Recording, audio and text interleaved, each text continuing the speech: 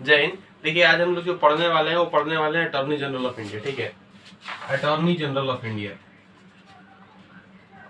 Attorney general लिखते हैं, बाकी आप लोग समझ जाइएगा। अटॉर्नी इनका जो है ये आर्टिकल 76 में इनका दिया गया है। आर्टिकल 76 जो है वो अटॉर्नी जनरल के बारे में बोलता है। अटॉर्नी जनरल क्या आता है, ये होता है highest law officer of the country.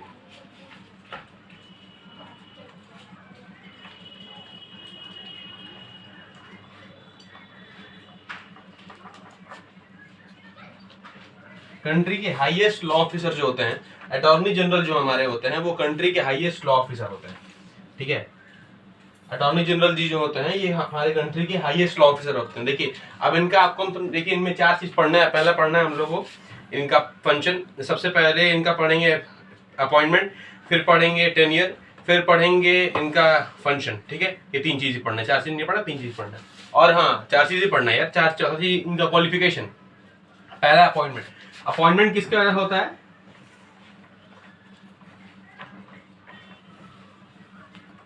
Appointment by president.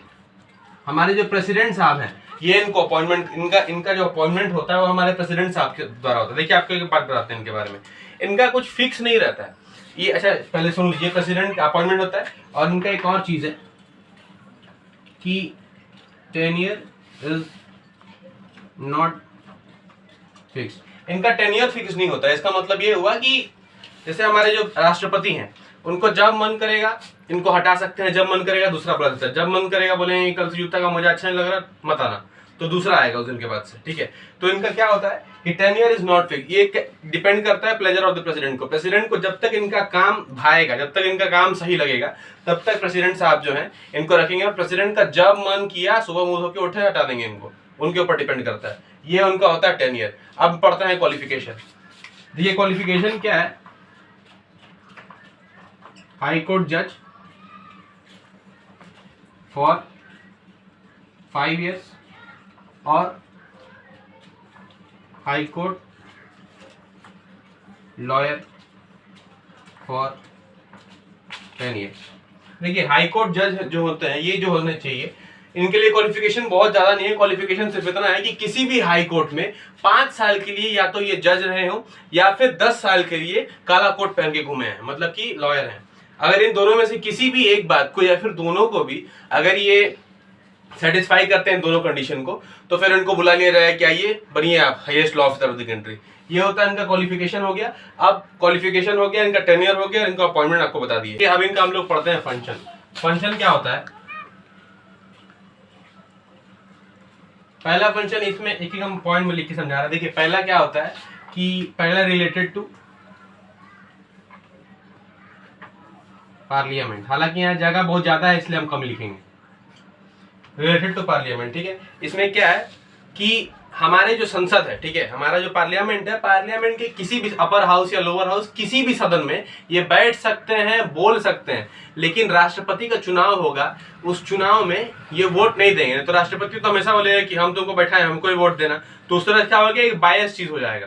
ठीक है, वो वहाँ उतना मतलब ट्रांसपेरेंसी नहीं रह पाएगा। इस वजह से क्या किया जाता है कि बोला जाता है कि रिलेटेड पार्लियामेंट में क्या है कि वहां पे बैठेंगे, वहां पे बोल भी सकते हैं, लेकिन वहां पे क्या है, इनको मतदान करने का हक नहीं दिया गया। ये पहला पॉइंट। दूसरा पॉइंट ये होता है legal advice to government. Writing अच्छा है, लीगल एडवाइस टू गवर्नमेंट। इसका मतलब क्या होता है कि गवर्नमेंट को जो भी लीगल एडवाइस होता है यही देते हैं। तीसरा क्या है कि represent government in any court of the country. Represent Indian government in any court और हाई कोर्ट। ठीक है, तो अपना हाई कोर्ट और सुप्रीम कोर्ट भी लिख लीजिए। ठीक है, तो रिप्रेजेंट इंडियन गवर्नमेंट, आईजी मतलब Indian government, represent Indian government को। जब हमारे पास देखिए संविधान बना तो यह बोला गया कि जैसे जो लॉ कानून वानून बनाया गया तो सब यही बोला गया कि भाई सबका अपना वकील हो सकता है। जैसे कि जो क्रिमिनल केसेस होंगे उनका वकील अलग वकील होगा, जो भी मतलब ह्यूमन राइट्स के केसेस होंगे उनका अलग वकील होगा। तो सरकार बोला कि साला सबका वकील, हमरा कहाँ वकील, हमरा कौन सी वकील किया। तो उसके लिए क्या बोला गया कि एक दूसरा मतलब कि यहाँ पे ये अटॉर्नी जनरल का आर्टिकल 76 में इस पद को जोड़ा गया और एक दूसरा पद जनरेट किया गया। ये पद बेसिकली कुछ नहीं होता, दूसरा होता है वकील, सरकार का वकील इसी को बोलते हैं। ये सरकारी वकील नहीं होता है, ये सरकार का ही वकील होता है। दोनों में फर्क है, सरकारी वकील और सरकार का वकील दोनों में फर्क होता है। ये सरकार का वकील होता है, सरकारी वकील तो होता ही है लेकिन सरकार का वकील होता है। मतलब कि ये जो केसेस लड़ेगा, ये आप अगर इंडियन गवर्नमेंट पे केस करेंगे तो मोदी जी नहीं आ रहे हैं कि हमारा पे केस कर ले हम लड़ो, वैसा नहीं होता है। इंडियन गवर्नमेंट की तरफ से हमारे अटॉर्नी जनरल जी जो हैं वो इंडियन गवर्नमेंट के वकील हैं, वो इंडियन गवर्नमेंट की तरफ से जाएंगे और जाके केस लड़ेंगे। ये होता है थर्ड पॉइंट। चौथा पॉइंट इसमें ये होता है कि can practice privately but after permission from president.